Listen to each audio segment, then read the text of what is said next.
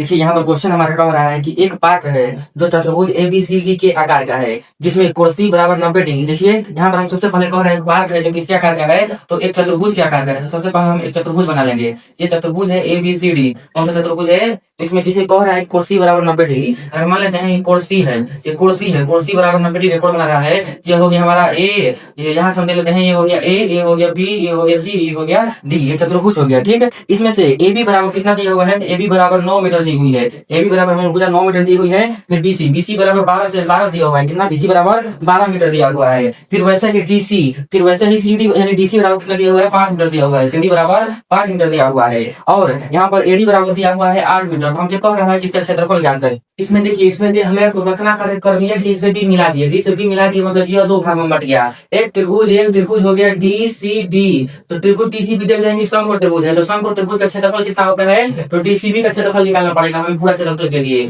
तो DCB का क्षेत्रफल हो जाएगा 1/2 गुणे B, यानी B का मान कितना? 12 गुणे S का मान हमारा हो जाएगा 5। तो यहाँ से कैंसिल कर लेंगे दूसरा का 12, यानी जो हमारा त्रिभुज DCB मतलब इसका जो हमारा क्षेत्रफल है कितना आ गया? तो 30 मीटर स्क्वायर। कितना आ गया? 30 मीटर स्क्वायर आ गया। क्योंकि अब हम त्रिभुज DAB में त्रिभुज DAB से निकालने के लिए पहले हम DB का मान ज्ञात करेंगे, तभी तो तीनों भुजाएं आएंगी। हमारा DA दिया हुआ है, AB दिया हुआ है, लेकिन DB नहीं दिया हुआ है। तो हाइपोटेनस से कोण स्क्वायर बराबर, क्योंकि त्रिभुज DCB जो है समकोण त्रिभुज है, तो कोण स्क्वायर यानी DB का स्क्वायर बराबर हमारा हो जाएगा कितना? तो BC का स्क्वायर आधार स्क्वायर BC का स्क्वायर प्लस DC का स्क्वायर, किसका? प्लस में DC का स्क्वायर प्लस DC का स्क्वायर हो जाएगा। ठीक, अब यहाँ से हम ज्ञात कर लेंगे ये। फिर देखिए, अब यहाँ से देखिए, जब इसको वर्ग, इसको स्क्वायर में हटाएंगे तो इधर वर्ग इसका वर्ग हो जाएगा। अब देखिए यहाँ से हम ज्ञात कर लेंगे BC का मान कितना दिया हुआ है? तो 12 का स्क्वायर होता है 144 प्लस यहाँ से DC का मान 5 दिया हुआ है, तो 5 का स्क्वायर होता है 25। यानी हमारा टोटल कितना आ जाएगा? तो अंदर 5 4 9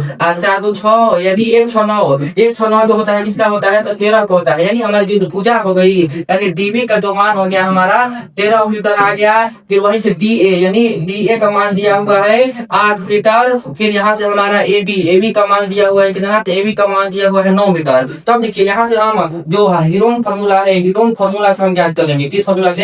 हीरोन सूत्र से। हीरोन सूत्र निकालने के लिए अर्ध परिमाप निकाला जाता है। S जो है, S से अर्ध परिमाप को नोट किया जाता है, क्योंकि अर्ध परिमाप के लिए A प्लस B हो जाए, प्लस B प्लस यानी परिमाप हो गया। अर्ध परिमाप कहीं बटा में 2 कर देंगे तो हमारा अर्ध परिमाप ज्ञात हो जाएगा। बटा में 2 कर देंगे तो हमारा क्या ज्ञात हो जाएगा? अर्ध परिमाप ज्ञात हो जाएगा। क्योंकि A का मान कितना दिया हुआ है? 13 दिया हुआ है, प्लस B का मान कितना दिया हुआ है? 8 दिया हुआ है, प्लस AB का मान दिया हुआ है 9। इसको जोड़कर हमें क्या कर देना है? आधा कर देना है, तो हमारा अर्ध परिमाप आ जाएगा। अर्ध परिमाप आ जाएगा कितना? तो 8 3 11 21 9 30, 30/2 यानी कितना आ जाएगा? √15 आ जाएगा। यही ना आएगा जी? अच्छा, रूट नहीं होगा, सिर्फ 15 आ जाएगा। इसे जोड़ लेते हैं। देखिए, अब 13 में 8 कितना होगा? तो 21 होगा, और 21 में 9 जोड़िएगा तो कितना होगा? 30 होगा। और जब 30 को 2 से भाग दीजिएगा तो 15 हो जाएगा ना, यानी S का मान हमारा 15 आ गया। तो त्रिभुज के क्षेत्रफल के फॉर्मूला के अनुसार हम हीरोन फार्मूला से ज्ञात कर लेंगे।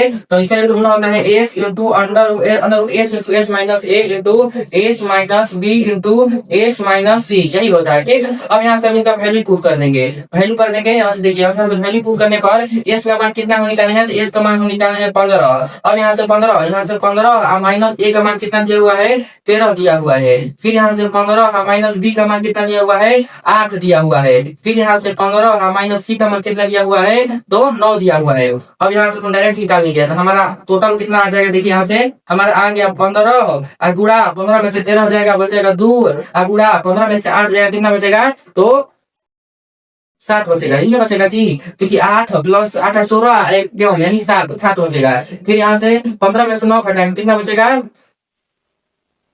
9 6 15, 9 6 होता है 15, तो प्लस 6 बचेगा। अब यहाँ से हम क्या, इसको हम 15 को 3 गुणे 5 लिख सकते हैं। 15 को हम 3 गुणे 5 लिख सकते हैं। अब 6 को हम क्या 2 गुणे 3 लिख सकते हैं। 6 को 2 गुणे 3 लिख सकते हैं ना। हाँ, अब देखिए 3 2 ठो है, तो 2 3 का 1 3 बाहर आ गया।